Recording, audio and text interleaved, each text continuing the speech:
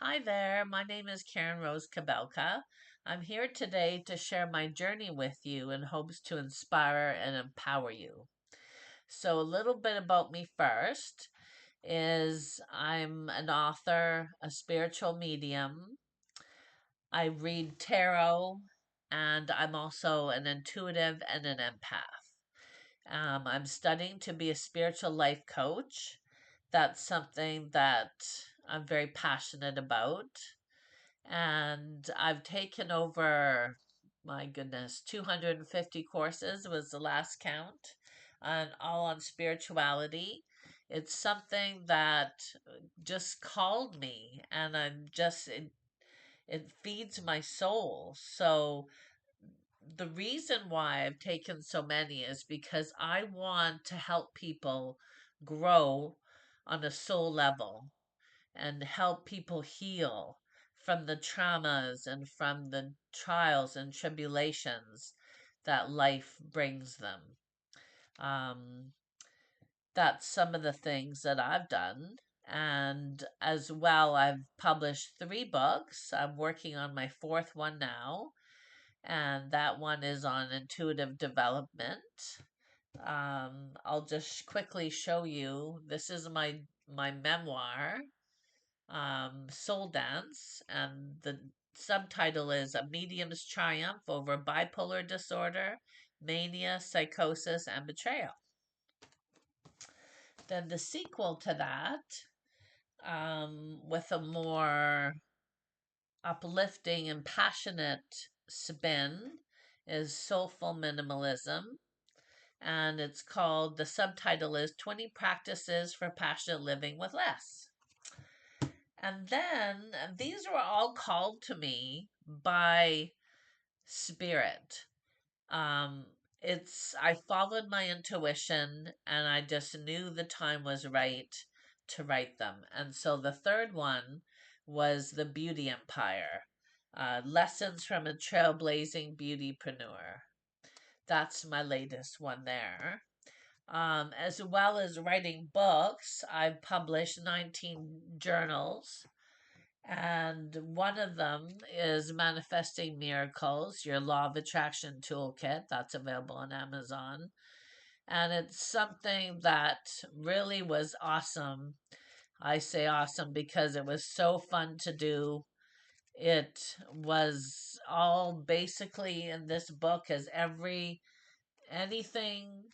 tool of manifesting is in this book.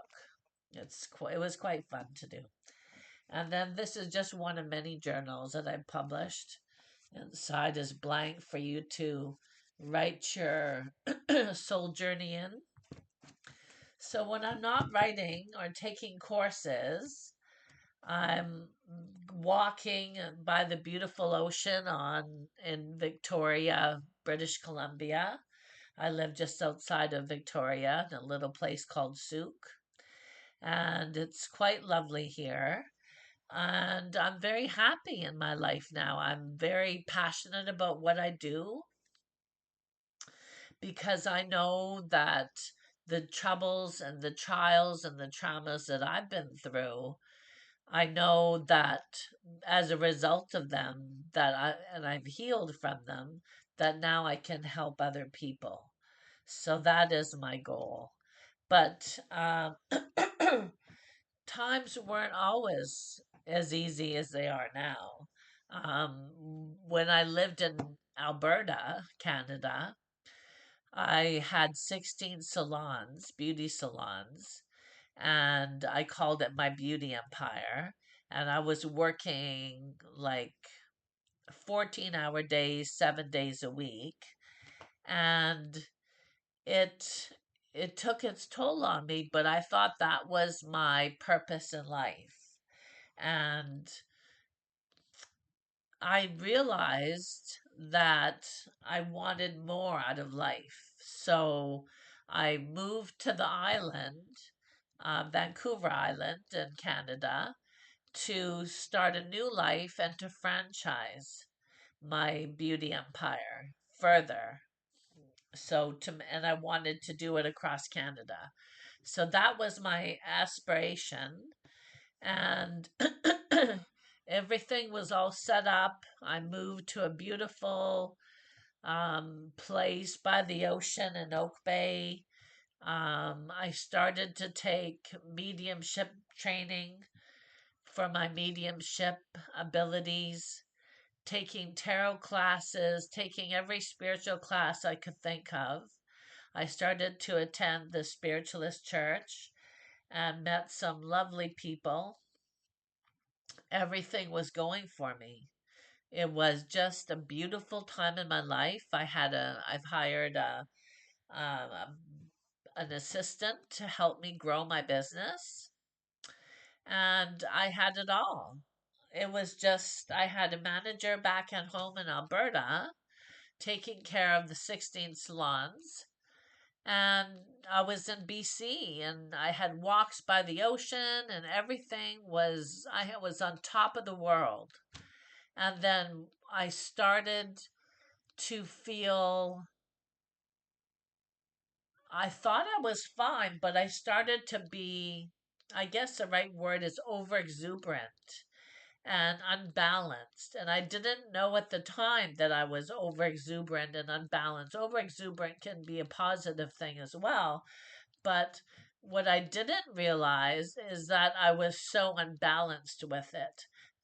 I was like, from one time I'd be crying, the next time I'd be happy and just ecstatically, you know, so glorified of life, and then within a minute I could be really sad. And I never really knew what was wrong. I've heard of bipolar, but I didn't realize I was bipolar. So I was oblivious to it. So making a long story short, or trying to, it was I just went on with life. And then I started to get worse. So I went to my minister and mentor and a friend who was my mediumship teacher. Again, my minister, he was a psychologist. We thought we were fine. I had one session with him, and then he said, if you need me, contact me. So I did. And we couldn't get together. It just didn't happen.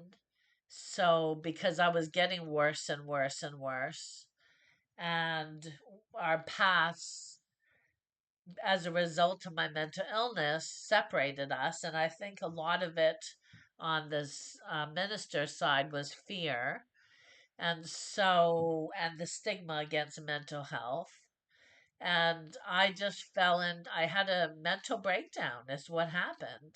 I went into mania, which ended up being into psychosis, which is basically, excuse me, out of touch with reality. I was practicing my mediumship by myself in front of videos, and I just it was like my mediumship was became real. So that was the out of touch with reality. So I didn't know at the because of you're so out of touch with reality, I didn't realize that I was mentally ill. So I reached out and I reached out and I reached out to the church, to my minister, and it was messy because they told me to go to the hospital, that I was unwell, that I was in psychosis. Well, I thought they were the crazy ones. I didn't know what psychosis was. I know that sounds crazy. Well, and it was because I was in psychosis. But when you're unwell, you really do need a support system. And I never had that. I never had a support system. All my support system was in Alberta. I was new to BC. My support system was my church. And because of the stigma and fear against mental illness, they turned their back on me and I had nobody here. So it was messy. I moved from my beautiful Oak Bay, beautiful condo, little suite that I had because my landlady was afraid of the police coming because the church called the police on me instead of dealing with it directly. So that scared my landlady. She gave me my notice. I had to leave. Ended up in Souk at a lovely place called the Moonlit Cove. It was a bed and breakfast. And that's when I started to write my journey of soul dance. And when I was in mania and psychosis, I dropped so far down that I attempted suicide. And my goal was not to reach out for help, but my goal was to actually end my life. I sold everything, got rid of whatever I couldn't sell. I gave it away, and I basically left I left nothing behind. So that when I died was my hope that it would just be me and my suitcase. Well, as you can see, that wasn't what God's plan was. God's plan was for me to still be here and help inspire people, I believe. So I had nothing. I had no money because I spent it all. That's one of the traits of being in mania is you like to spend money, and I did. So I had nothing left. So I ended up in the hospital. The the church was charging me with criminal harassment. Before the court date, I had to go to probation, and every couple weeks, that was soul destroying for me. It lost all my confidence. I went into a deep depression, and I wanted to end my life because I felt I had nothing to live for. My community was gone, my friends were gone, and besides my sister, who I didn't talk to during this time, when I was in my mental breakdown period, it would lasted over a year. So it was quite lengthy and disturbing, I would say. And so after I got out of the hospital, started to go to probation, um, I suffered through when I was in the hospital, I had no place to go. I was homeless. So that was very um, scary and that traumatized me. So finally found a place to rent, a little tiny room with a flatmate. Never really had a flatmate before. Before I lived with my husband, we had a house, and then I decided to leave him for a better life, not knowing I had bipolar. And then I started into the church and doing my mediumship, and then I moved to the island. So living with a person who I didn't know was a scary thought to me. I know a lot of young people do it, but I was 50 at the time. So this was a stretch for me. And like I said before, I was happily married for over 13 years. And then all of a sudden, I'm ending up in this place with this small, tiny little room. And I made the best of it, but I went into a deep, deep depression. It was so dark. It was the darkest times of my life. And it was something that I know other people go through. It's, I was drinking too much, even on my little budget that I had. I'm, I liked my glass of champagne before, but now I couldn't afford champagne, so I would buy box wine. And it was just, it was depressing, and it made me even more depressed. It was bad for me. And as a result, I couldn't afford food because the little money I did have, because I ended up on government disability, um, the little money I did have went to some food, but there wasn't lots left. So I finally got to a point where I thought, I can't do this anymore. I need to get out there, meet people, get a job. So I did. I got a job at the local hair place.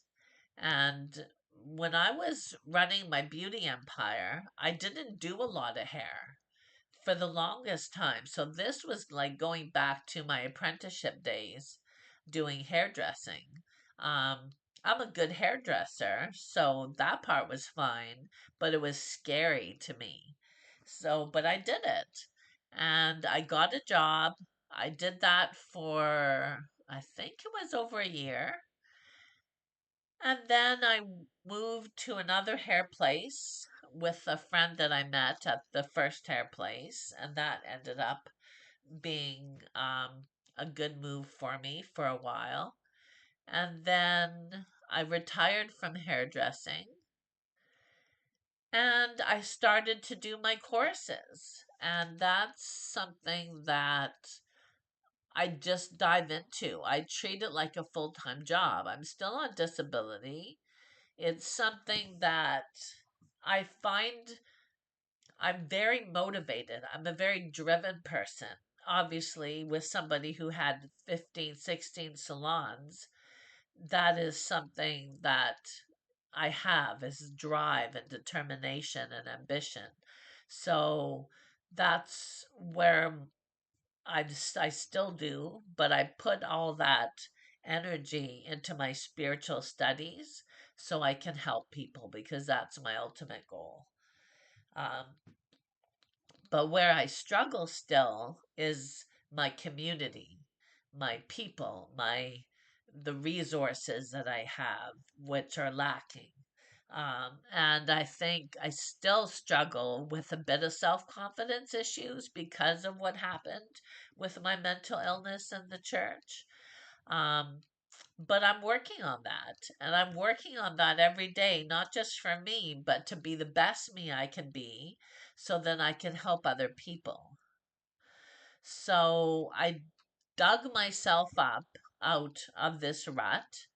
I moved into the country just outside of Souk in a lovely little place. I have two rooms, which is awesome because this room, which is my office right here, it's overlooks a beautiful grassy knoll with trees, and I see rabbits jumping, and it's just and birds in the trees. It's really healing. And so I get a lot of my inspiration in this room. That's where it comes from. So that's a part of my journey. And right now I'm working on courses. One of them is going to be on intuition. Another one is going to be how to write your memoir. One is on soulful minimalism, and they're going to be available on Udemy. So I'll keep you posted on that. But my purpose of doing the video is not just to share my story, excuse me, is to tell you that everything I've been through has led me to something better. They say everything happens for a reason. I'm not so sure about that. And really, I believe it. A part of me believes it. But when you're in it, it's hard to digest, isn't it? Like it's difficult to think, why did that happen? But once you start healing, and that's what I write about in um, soulful minimalism, is part of it is on intuition. You'll have to see it. It's a really good book, but some of it, one part is unforgiveness. It's a healing process that we go through in life in order to live to our fullest. And that's what happened when I moved. I to the country. I started to heal and I'm living my life to the fullest. I'm feeling passionate about life again. It's not perfect. I still need to grow and evolve just like everybody else, but for the most part, I'm really happy. Um, I would like to get out there and meet more people, have more of a community, and I know I will. Um, I meditate, I pray. I'm not religious, but I pray because I know, being a spiritual medium, that there's a higher power. I know that. I believe that when we pass on, that our energy continues to live. And I know that because when I'm doing my mediumship, sometimes, often, I'll get names and I can give you evidence that your loved ones are still there. So when I'm going through tough times, I'll meditate to clear out the negative, to clear out anything that's holding you back. It kind of calms you and releases any negativity around you. I love meditating. It is so good for you. And then I'll journal and I'll pray every night. And again, like I said, I'm not religious, I'm spiritual. So I believe that if you ask for it, then they can help you. That's what I believe. So by all means, pray. Why not? What's it going to hurt? It's not going to hurt anything. And if it helps, then there you go, right? So that's something I do that has helped me, give me a belief system, give me strength, um, and I don't stop. I get up every morning and I have my breakfast and I make my bed, make sure my room's clean. Before, when I was in my darkness, after I got out of the hospital, that never happened. I would sleep in, I would not make my bed, everything was a mess. I was in deep depression, and now I don't do that. I have a routine, which is really important for me, and that helps me. Um, it helps me become a better person, the routine. It really does. And it gives you something to look forward to. And I know that sounds silly, but I don't get out a lot. I don't drive. I used to drive when I had my beauty empire and when I first came to the island, when I had everything going for me. And now, as a result, I live a very minimalist lifestyle. And that's again why I wrote this book, Soulful Minimalism, is because I believe you don't need riches to be happy. You don't need vehicles and homes, big mansions and all the bells and whistles inside your mansion to be happy. I don't have any of that. I don't have a home of my own. I don't have a vehicle.